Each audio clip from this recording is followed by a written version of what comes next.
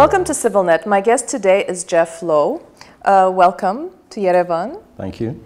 Geoff, if I may call you Geoff, you are known as a digital cinema pioneer.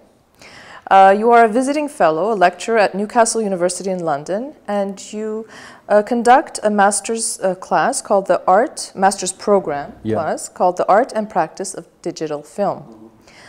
Before we talk about your very illustrious career, which I want to talk about, you are here in Armenia at the invitation of the Media Initiative Centers, which is formerly known as Internews, to conduct a one-week workshop training with journalists. Yeah.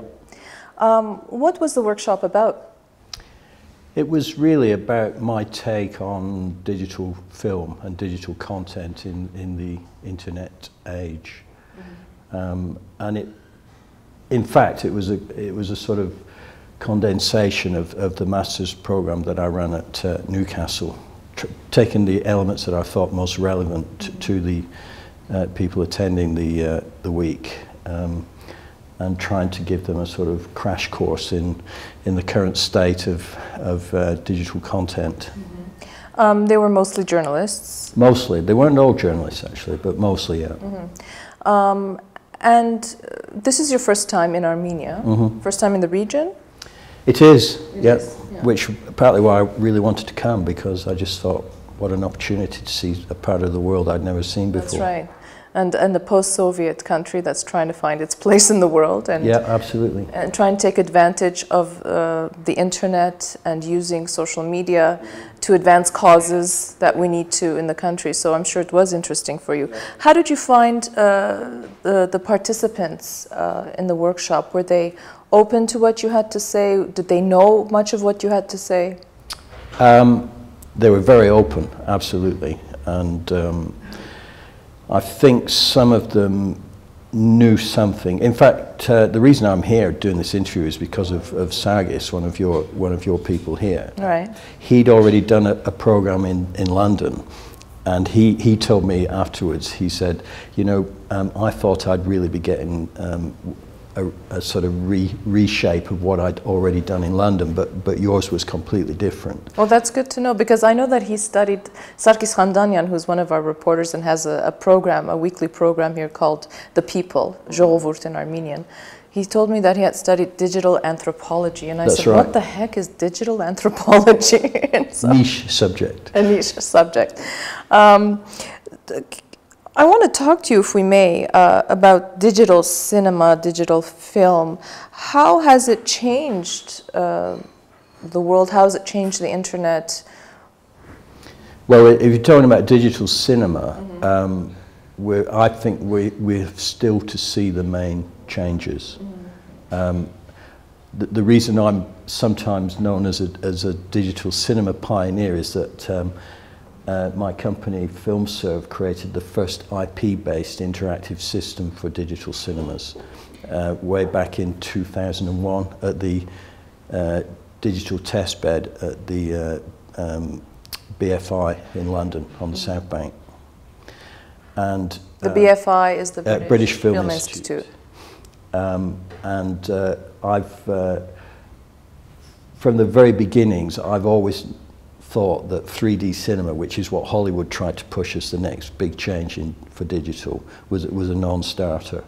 And I think I've been proved correct in that Hollywood is now panicking like crazy because it's not taken off. They put so much money into it, and they're desperately looking for the next sea change, which for me is about interactivity and connectivity, and bringing cinema in line with the rest of digital content, i.e. out onto the internet. Okay, so then how does that relate to the internet? Well, the internet is sort of the big daddy in all this, so it's really how everything else relates to the internet. Cinema has to sort of, you know, steer its path towards the internet, not the internet the other way. And cinemas, the one thing that they have left is this idea of that it's in terms of what experience you can have on the internet, because they've lost the big screen, because a lot, certainly in the West, home cinemas now are like like going to a movie. That's right. Yeah. Big screen, surround sound, all that. The one thing that they've still got is the idea that there is a collection of people in a physical space. So they've got an opportunity to put a sort of social engagement. Right, because you feed off each other's reactions and energy in a closed area. Which is slightly different from what you can do on the internet. Right, right, that's interesting. Geoff, you've worked with, I mean, you're a creator of film, television, and digital content for well over 30 years. You know, not to ballpark your age or anything. Seems to have gone by in a really flash. Fast. And the world has changed so tremendously in the past 30 years, from a time when computers didn't exist, when we, you know, used to write our papers on typewriters, and the first time that I saw a fax machine, I think I couldn't speak for 20 seconds because I couldn't believe that such a thing could happen. And so the technological sort of arc of our lives it's just incredible. And you've been part of that for many years. You've worked with the likes of Robert Altman, Warren Beatty, Shekhar Kapur, Troy Kennedy. You've made documentaries, drama documentaries for BBC, CBS, Virgin and Discovery Network. You have a documentary company. So film has been an intrinsic part of your life. Is that something that you always wanted to do when you were a child? Pretty much. Yeah, I was sort of come from a very sort of, you know, ordinary background. So I spent a fair bit of time trying to figure out what I wanted to do.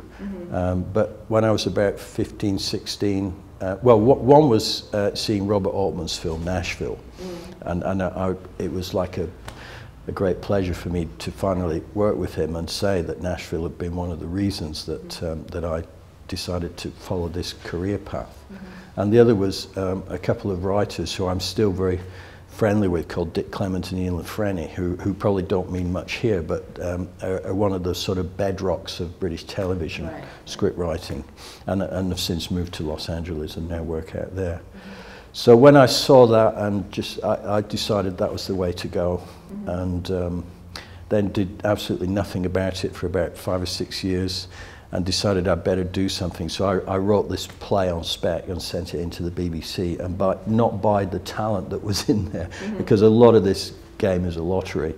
And they picked up on it, and I sort of used that to springboard in. Okay, I'd like to return back to Armenia, if I may, and it's interesting to me to know how the people who took part in your workshop, how they reacted to the things that you were saying. I mean, what were some of the things that you were telling them or trying to teach them or relay to them that perhaps that they can then utilize in their own? I think the main thing was well, two things. You know, you were talking earlier about how things have changed massively in the last 30 years, and that it's an exponential change, and I think it's continuing. So one was that although there is this massive change, and we've got all these lightweight cameras and kit, and basically anybody can go into a shop, buy a television standard camera and go and make a movie.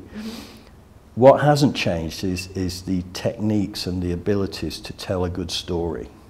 It's always about the stories, isn't it? It's always about the story, and even more so now. Even though it seems more chaotic and open, actually it isn't. It's about the story. And the other important thing is that it's about connecting your story to the relevant audience, because the audience is much more fluid and much more mobile. So you've got to really be focused on who your audience is and how you connect your story to that audience. Right, because it can be a very personal story, yet it can have global resonance. That's the key. Yeah, and I think we forget that, especially perhaps the younger generation who are so overtaken by all of this new technology, thinking that, you know, like you said, you know, I had a flip camera and I was in Prague and I took some things, you know, some shots because, you know. Straight on the telly.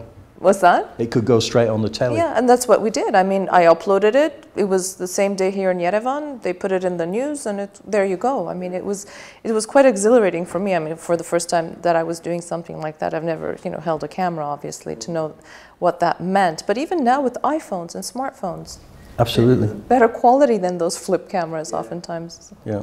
It really is a revolution, and it enables anybody to tell their story. The trick is to understand how that story is constructed. What are the ways to draw an audience into your story? What are the ways to engage an audience to be active about your story? Because I'm a big champion of a thing called transmedia, which I think is the next evolution. What is of all this. transmedia? Well, transmedia is using narrative and using all the different elements that we have available to tell a story now, to create not just sort of separate strands of story like a film or a documentary or something for your mobile phone, but to create a complete story world, which actually the participants become part of, not just on a screen or multiple screens, but within their lives. It's fascinating what you're saying, and I really, lately that's what I've been thinking myself, is that we have so many stories to tell, individually, collectively, as Armenians, as a people who have been around for thousands of years and who are now struggling to create a country, nation-building process, and using technology, using the medium, using all the platforms that we have at our disposal to tell the stories of people, because it's at the end of the day, that's what it's just about. A medium, isn't it? Yeah. Well, Geoff Lowe, thank you very much for coming to CivilNet. It was a real pleasure to meet you. I hope this will be the first of many visits. Well, so do I. I must say I've been really impressed by the country and the people, so I would love to think I would be coming back at some point.